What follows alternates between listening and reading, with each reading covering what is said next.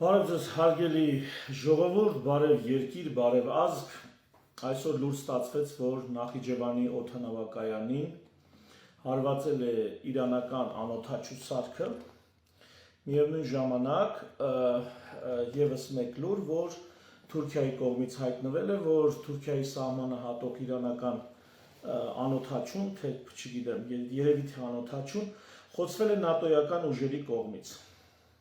Այսինքն երկու այսպես զուգահեռ կարծես թե նույնաբովանդակ, խորքում էության մեջ նույնաբովանդակ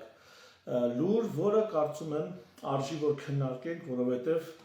բազմա չարչար ազգս հիմա էլ տառապում է ու նորմալ է դա, որ տառապում է Իրանի հետ կապված խնդիրներով, որոնք արդեն իսկ ներկայացրել էի եւ հիմա կշարունակեմ այդ ներկայացվելուտությունը, ինչ որ արդեն արել եմ մի 2-3 օր առաջ, շարունակենք այդ վերլուծությունը, թե սա ինչ է նշանակում։ Ուրեմն տեսեք, նախ եկեք այդ Նախիջևանի հարվածը քննենք, տեսնենք դա ինչ կարող լինի, դա կարող ուղիղ Իրանի կողմից հարված լինի, այսինքն մտածված, կանխամտածված հարված լինի անօդաչու սարքով։ Այս դեպքում նշանակում է Իրանը Ադրբեջանի կողմից արդեն զգում է կամ ստացել է մեսիջներ կամ հետախուզական տվյալներ վտանգի մասին։ Իրանը տարբերակ մեկ զգում է վտանգ, եթե դա դիտավորյալ հարված է եղել։ Եթե դա պատահական հարված է, դա հիմա պատահական հարված է, ինչ որ, չգիտեմ, անօդաչու թռչող սարքը շեղվել է իր հիմնական տրայեկտորիայից, ենթադրենք հերթապահություն է արել սահմանի երկայնքով, օրինակ։ Հետո մի պահ, չգիտեմ, ծրագրերը խառնվել են, օրինակ, պատահականության սկզբունքով կամ վառելիքը ավարտվել է, եկե ընկել պայթել է։ Այս էլ մի տարբերակ, որ պատահականություն է դա։ Իրանը կարձագանքի իհարկե, որքան գիտեմ դեռ պաշտոնական արձագանք չկա, եւ երրորդ տարբերակ, որ դա սարքել են, օրինակ ամերիկյան եւ իսրայելական, ուրեմն այսպես ասած կիբեր մասնագետները կարողացել են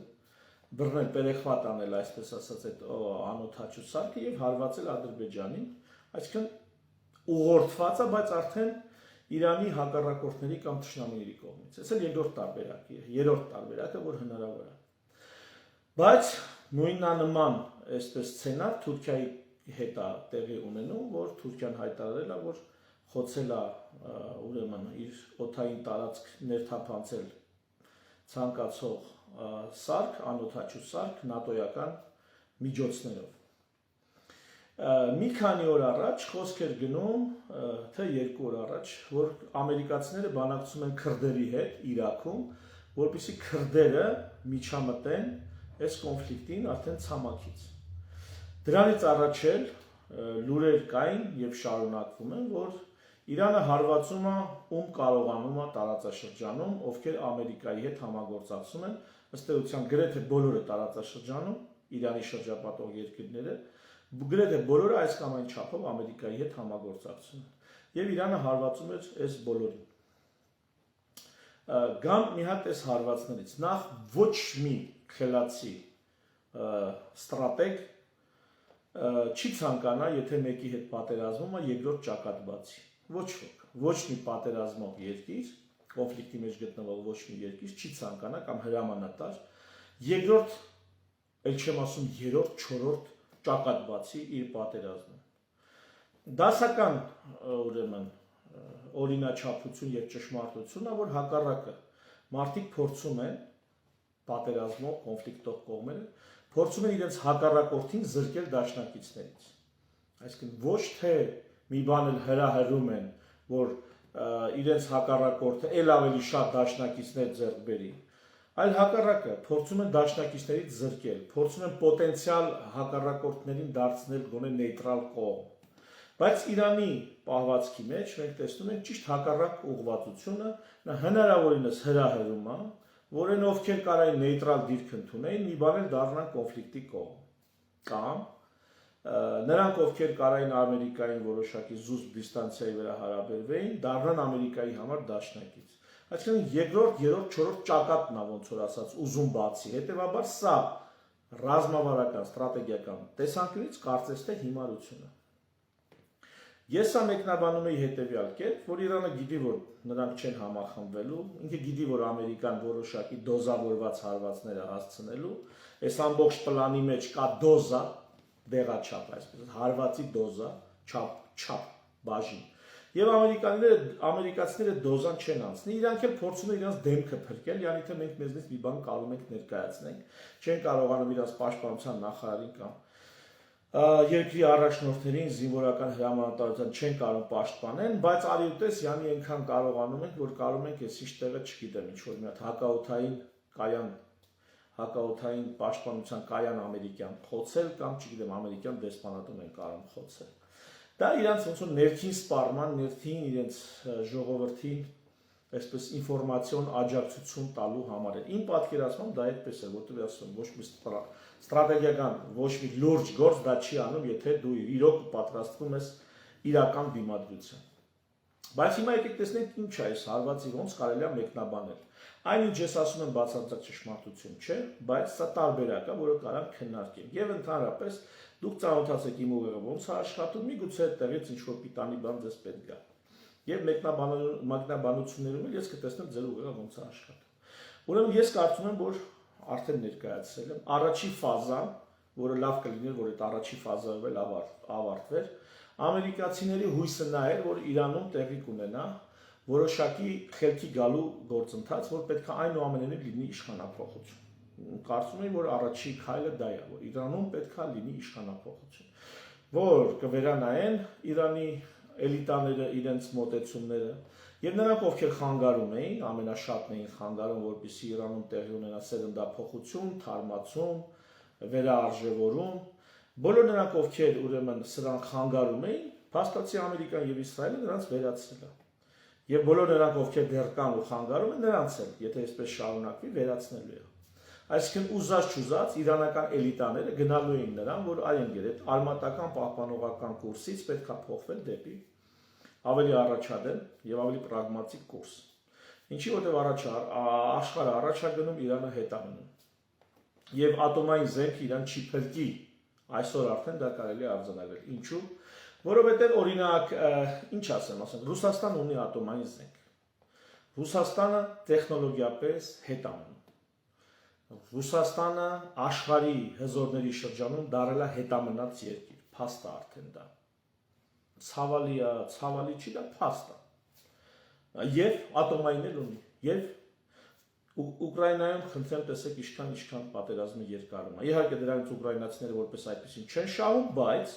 Ռուսաստանի հիմնական մրցակիցները աշխարհ քաղաքական, իհարկե դրանից շահում են։ Իհարկե դրանից օգտվում են։ Հիմա ես չեմ խորանա բարոյականության, չգիտեմ, արժեքների, միջազգային իրավունքի դաշ չեմ այս զրույցի մեջ եկեք այդ կողմ չգնանք։ Մի ուրիշ առիթով այդ կողմերի վրա է զրույցը։ Հիմա այսինքն պատկերացրեք Իրանն է ենթադրենք ատոմային ունի։ Եվ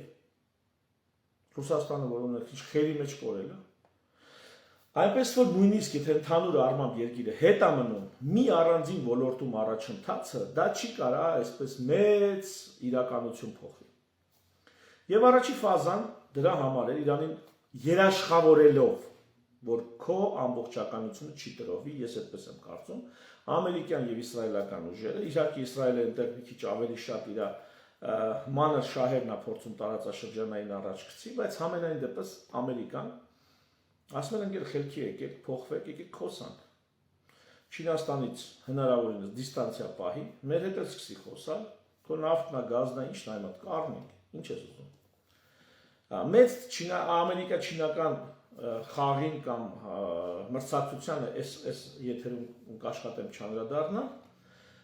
որովհետև մենք կոնկրետ Նախիջևանին հարվածն ենք, էլի սկսել վերլուծել։ Եվ ինչ է անում։ Իրանը չի համաձայնվում։ Իրանական այդ հին փդած գլուխները ոչ մի ձև չեն համաձայնվում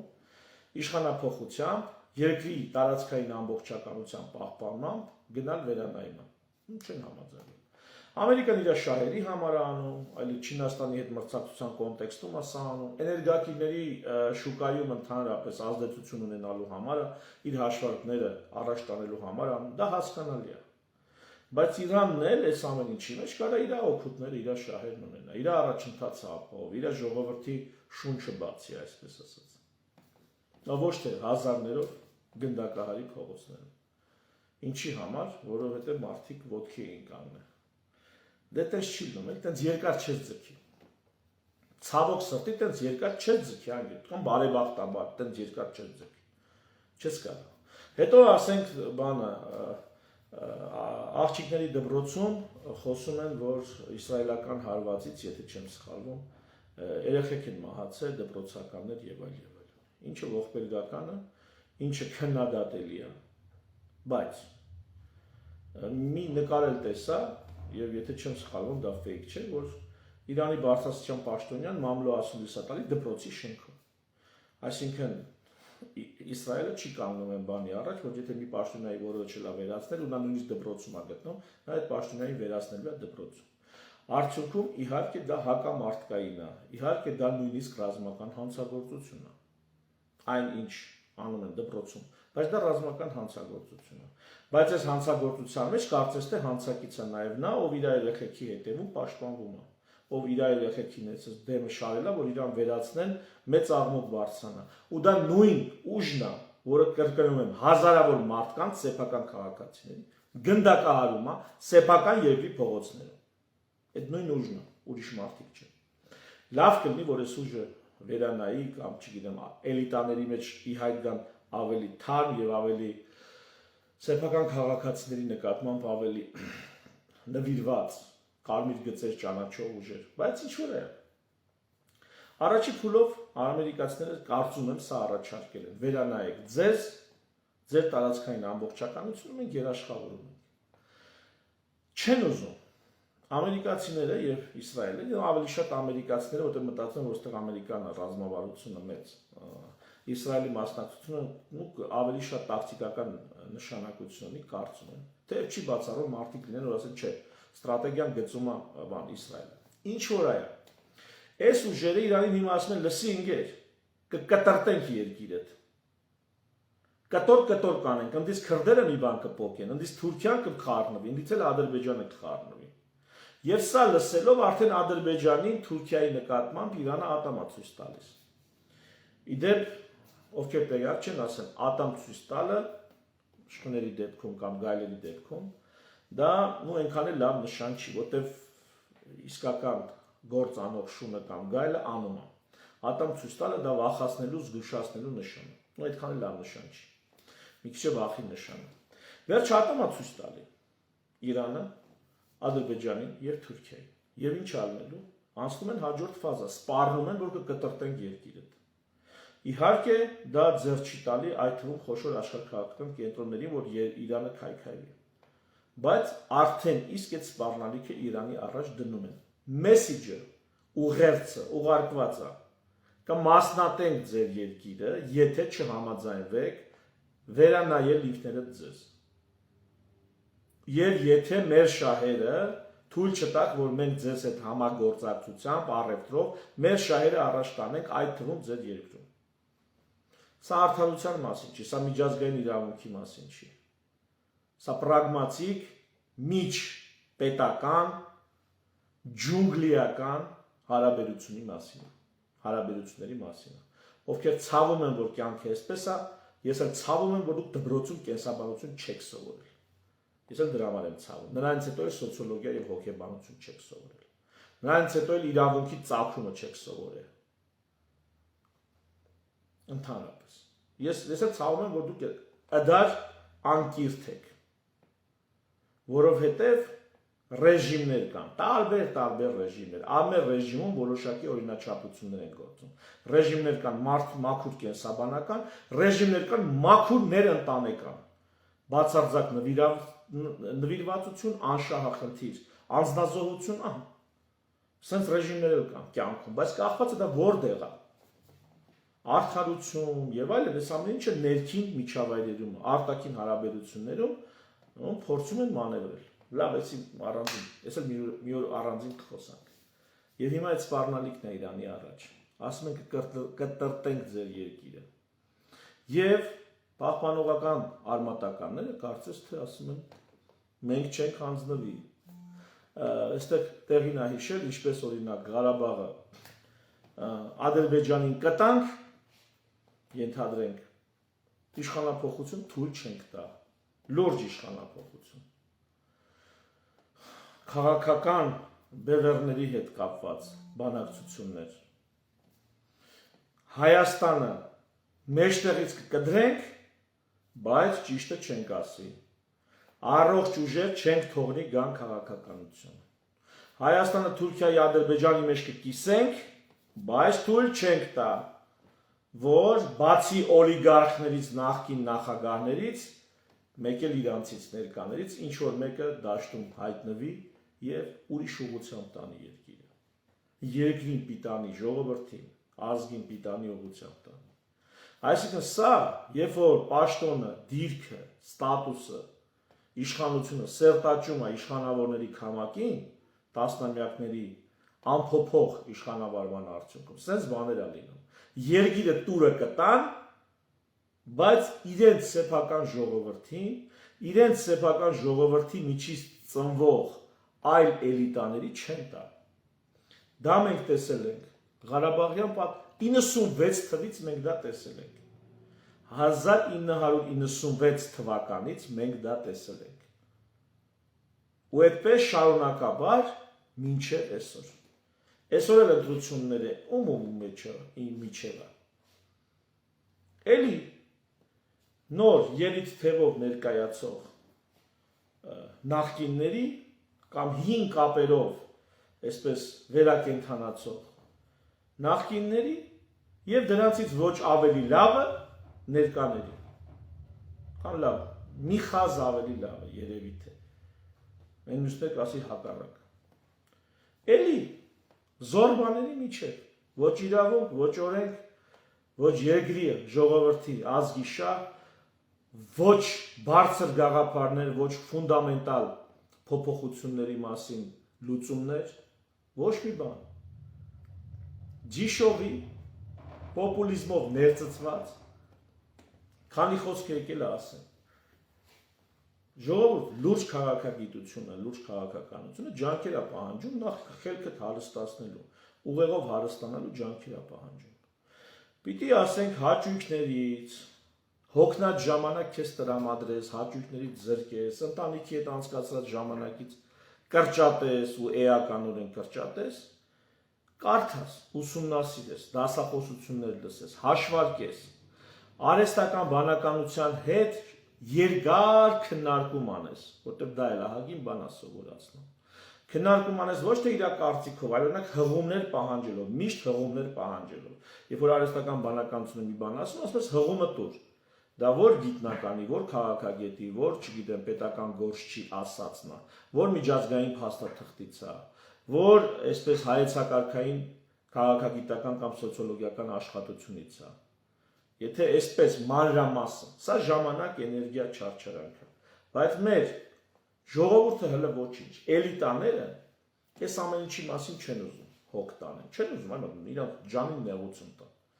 Դրա համար առանց մի տար կարդալու ինչ են անում, ապրում են, դե տեսնում են եղավ պատերազմ, տեսնում են եղավ իշխանափոխություն, եղավ հեղափոխություն։ Աչքով տեսնում են, ձրի տեսնում են, եղավ պարտություն, եղավ հանձնել, ձրի, այս ամեն ինչը ձրի տեսնում են, չեն կարդում են, իրանց կյանքում տեսնում են։ Ու իրանց ամբողջ քաղաքական միտքը կենտրոնացնում են սրա շուրջ։ Սրանից դուրս, օրինակ պետության հիմնադրույթների մասին, մի տար, մի խոսք չեն ասի։ Թեև պետություն պիտի ունենաս, որ այս ամբողջ արհավիրքների նկատմամբ ունենաս դիմադրողականություն եւ կարողանաս պատասխան տալ։ Եթե պետություն չունես, դու մենակ ես քո անձնական փորձով, այսպես նստած նայում ես, էլի ձրի, մուֆտա, ինչ է տալի քեզ պատմություն, ինչ արհավիրքներ է բերում ազգի գլխին։ Այդ արհավիրքների շուրջ էլ դնում ես քաղաքական ծրագրեր ես ներկայացնում։ Ձրի նստեն նայել ես, տենում ես լիքը մարդ, ասենք դժգոհ է, ինչի՞ց է դժգոհ։ Մի հատ լավ շատ սոցապրոս են անում։ Ասում են ժողովուրդ, ինչի՞ց եք դժգոհ։ Ասում են ընդհանրենք աշխատատեղ չկա։ Ասում են 1 միլիոն հատ աշխատատեղ կբացեն։ Էլի թոշակները ցածր, թոշակները կբարձրացնեն։ Էլ ինչ ես ուզում, առողջապահությունը խնդրի ունենա։ Առողջապահությունը, էլ ինչ զինվորականություն, անվտանգություն, հարց չկա աշխարհի ամենահզոր բանակը կստեղծեն։ Ինչ ուզես այդտենց օթում խոստումներ տալով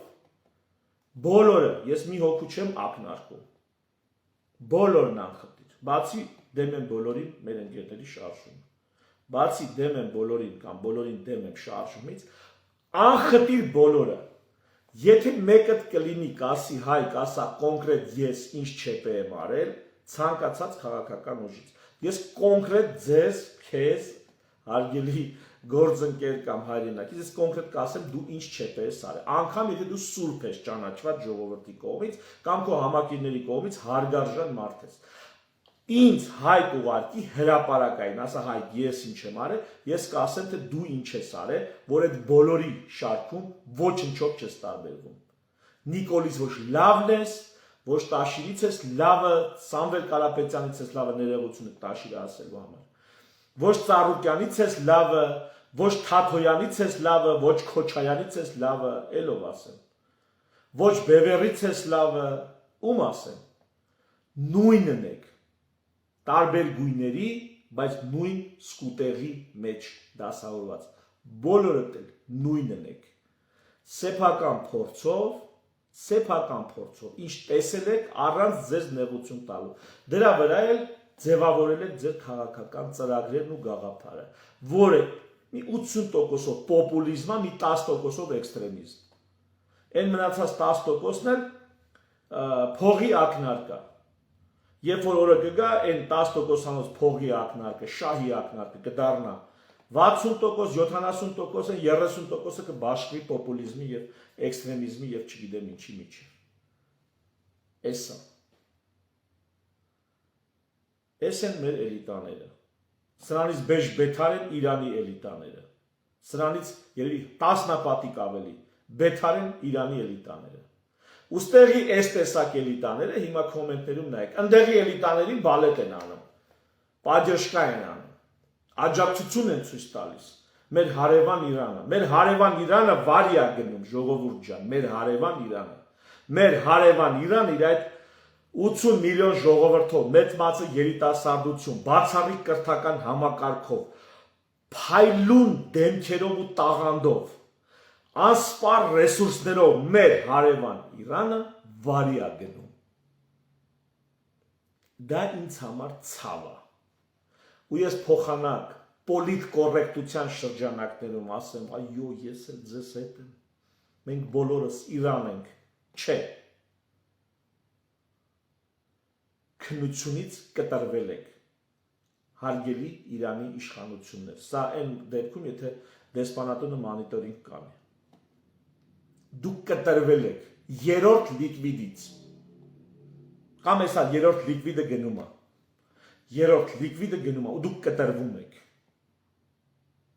մենք չենք ուզում, որ մեր հարևան այդ հալի դլնի, ձեր պես պոտենցիալով, մեր ընդհանուր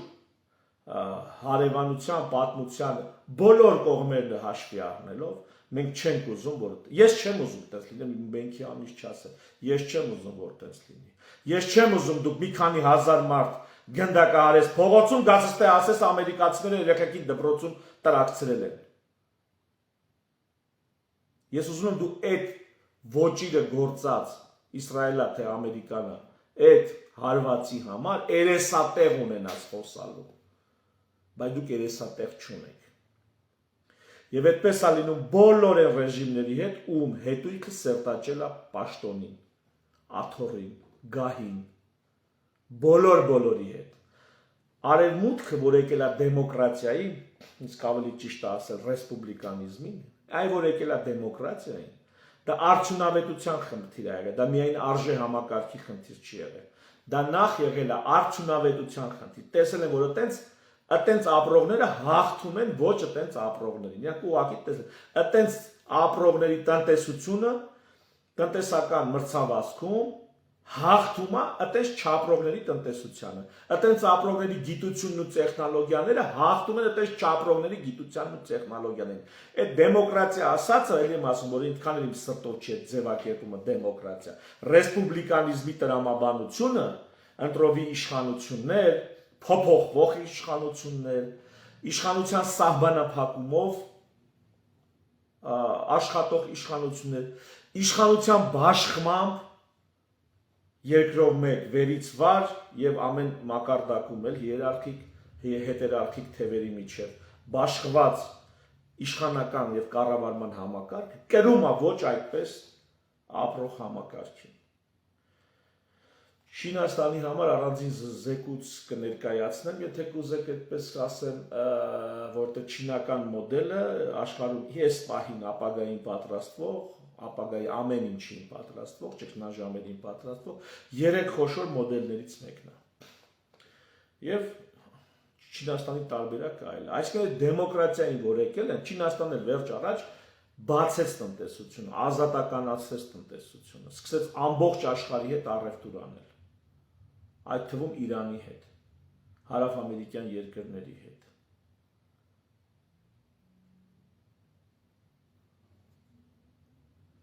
Դա բարոյական հարց չի եղել, երբ որ մարդիկ ընտրել են իշխանությունների փոփոխելիությունը, իշխանությունների հաճախակի փոփոխությունը, ոչ թե սերնդից սերունդ, այսինքն այս մեկը դարավ իշխանություն 45 տարեկանում, 85 տարեկանում թողնում է իշխանական աթոռը, ասել չէ ընկեր, 4 տարին մեկ պետքա փոխվի։ Եթե ուզում ես ժողովուրդը նորից դու լինես, լավ, 4 տարի իշխանավորելուց հետո 4 տարի էլ իշխանավորի։ Բայց եթե դրանից հետո էլ է ժողովուրդը ուզում որ դու լինես, էլ չես կարա։ Հասկանում եք ինչ սահմանափակում են դրել, որ հետույքը չսերտաճի գահին աթոռին։ Եթե նույնիսկ ամբողջ ժողովուրդը ուզում է որ երրորդ սռոկել, այս ինչ ղեկավարը լինի։ Եվս 4 տարի կամ եվս 5 տարի։ Խելոք մարդիկ, իմաստուններ, փիլիսոփայական մտքի տեր մարդիկ, ասել չէ, դա արդեն չպետք է թողես։ Սա է ռեսպուբլիկանիզմը։ Դեմոկրատիան ասում է, ժողովուրդը ոնց ասում է, դա ճիշտ է։ Մեծամասնությունը ոնց ասում է, դա ճիշտ է։ Դեմոկրատիայի իմաստը հետևյալն է, դասարանում կա 25 հոգի, որից ենթադրենք 4-ը գերազանցիկ են, չգիտեմ, 6-ը ասենք հարվածային։ Այն մնացածը տարբեր աստիճանի սովորում կամ չեն սովորում։ Այսինքն մեծամասնությունը ոչ այնքան լավ սովորողներն են եւ փոքրամասնությունը շատ լավ սովորողներն են։ Դեմոկրատիան ասում է, եթե հարց է դրված, դասերը շարունակենք, թե փախնենք դասից, գնանք տներով, դպրոց գնանք, թե դպրոց չգնանք, մեծամասնությունը ասում է դպրոց չգնանք, իսկ մեծամասնությունը հեշտին է վազում։ Մեծամասնությունը ալարում է, մեծամասնությունը ռացիոնալ ծուլություն ունի։ Դեմոկրատիան ասում է, մեծամասնությունը տենց է ասել, ուրեմն տենց պետք է լինի։ Սա է դեմոկրատիան։ Ինչին ես ասում եմ, այդքան էլ հաշտ չեմ։ Ռեսպուբլիկանիզմն ասում է մի րոպե ընկեր։ Սկզբից ունենում ենք սխեմա։ Էլի թող մեծամասնությունը որոշի, բայց նախ թող որոշի ով է այդ որոշումը կայացնելու։ Նա թող որոշի այդ որոշում կայացնողներին։ Ու այս դեպքում արդեն են դասարանի 10-15 հոգին, արի ասում են գերազանցիկ խելքը գլխին, արի թող ինքը մեր փոխարեն որոշ։ Ասում անգեր դու շատ բաներ քեզ կդնեմ հանրակրվեով կորոշով, բայց լիքը հարցեր քո խելքի բանը չի։ Օրինակ այդ մաթեմատիկական խնդիրը ոնց պետք է լուծի, դա հանրակրվեով չենք անելու էլի, տենանք մեծամասնությունը ինչ ասում։ Մաթեմատիկական խնդիրն է, դասի նստել չնստելն է, այս դասատուն մեզ դաս տա, թե այն մյուս դասատուն մեզ դաս տա։ Այս դասատուների հետ լավ լինենք, թե այն մյուս դասատուն։ Այդ հարցերը ասում է, մի մասը դու որոշի, մի մասն է թող որոշեն, ձեր միջից ում որ կընտրեք։ Եվ սովորաբար նորմալ դասարաններում ընտրում են դասարանի ավագ ենթադրենք գերազանցիկի։ Ոչ թե խուլիգանին էլի։ Սա է հանրապետականությունը, որ կառուցվածք է բերում, որտեղ դեմոկրատիան ոչ թե ինքն իրան վնաս կտա, ոչ թե դեմոկրատիան կլինի երկրի եւ ժողովրդի սուիցիդի ճանապարհը, այլ կլինի երկրի եւ ժողովրդի զարգացման, բարգավաճման ճանապարհը։ Այ ռեսպուբլիկանիզմն է։ Հիմա այդ է։ Եթե նույնիսկ ամբողջ ժողովուրդն ուզում է որ իր իշխանությունները 10 տարուց ավել ղեկավարեն, ռեսպուբլիկանիզմով խելքները գլուխները հավաքեք, արդեն դուք ձեր գլխին խնդիրներ եք ստեղծում։ Ոնց որ մեր մոտ։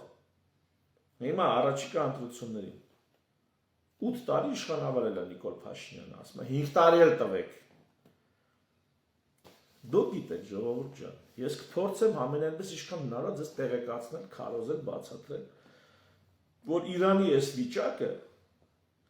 էսի բազմաթիվ բաներ կարաք ասեք, բայց խնդիրներ կան, որ Իրանի ներսից են։ Այսինքն կարաք մեղադրեք Իսրայելին, Միացյալ Նահանգներին, չգիտեմ, համաշխարհային եսի ինչերը, Թրամփին անձամբ կարաք մեղադրեք, Բայց խնդիրներ կան, որ հենց Իրանի ներսից է գալի ու հենց Իրանի իշխանություններն են պատասխանատու։ Ինչպես մեր հետ կապված խնդիրները, մեր գլխի ներկած արհավիքները մի զգալի մասով մեզնից է գալի, մեր էլիտաներից է գալի, մեր ղեկավարներից է գալի։ Գործող եւ անցյալում եւ հիմա էլ հավակնող, որ ապագայում գան։ Եթե համաձայն չեք այս ասածներից հետ հարկելի էլիտաներ, ես ձեզ հրավիրում եմ հրապարակային բանավեճի։ Եկեք եւ ասեք, թե ոնց է, ինչը ես սխալ ասեցի, ձեր կարծիքը ներկայացնեք, ես էլ փորձեմ իմ կարծիքը պնդել։ Ես հաշվեք հրապարակային հրավիրում եմ ձեզ քննարկման բանավեճի։ Թող բանավեճում մարդիկ բացահայտեն ճշմարտությունը կամ գնահատեն ճշմարտությունը։ Եթե կհամարձակվեք, արդեն բան չէ, կներեք այս բառիս համար։ Եթե դեմ չեք լինի, ես պատրաստ եմ։ Ու միշտ եմ պատրաստ եղել, բազմաթիվ անգամներ այս մասին հայտարարել եմ։ Հատկապես իշխանական գործիչներին խնդրեմ, եթե դուք վստահ եք ձեր կարողությունների, ինտելեկտի,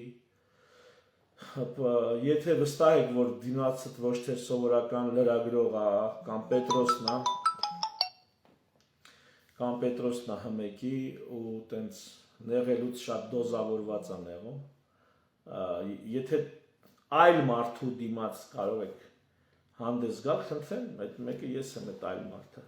Եվ ովքեր որ հավանում են այն տրամաբանությունը, մոտեցումներն ու առաջարկները, որ անում են, հարցերին վերաբերվել ֆունդամենտալ, խնդիրները նախ ման գալ մեր ներսում, լուծել նախ մեր ներսի խնդիրները, հետո դիմագրավել արտաքին մարտահրավերները, ովքեր այս հաջորդականության հետ համաձայն են, խնդրում եմ հիմնադիր.am կայքում, հղումը դրել եմ, հիմնադիր.am կայքում գրանցվեք, աջակցեք, կոնտակտներ թողեք, մենք կկապվենք ձեզ հետ եւ կմտածենք, կտեսնենք, թե ոնց ենք մի այսպես պուճուրիկ մանանեխի հատից ստանում մի հսկայական այսպես հաստաբուն ծառ, որի պտուղներով մեր երեխաները կապահովեն եւ որի ստվերում մենք կիզի ճարերի տակ կամ չգիտեմ անձրևի ու ձան տակ կպատասպարվենք։ Թերևս այսքանը, շնորհակալություն ուշադրության համար, ցտեսություն, մի շնորհ հանդիպ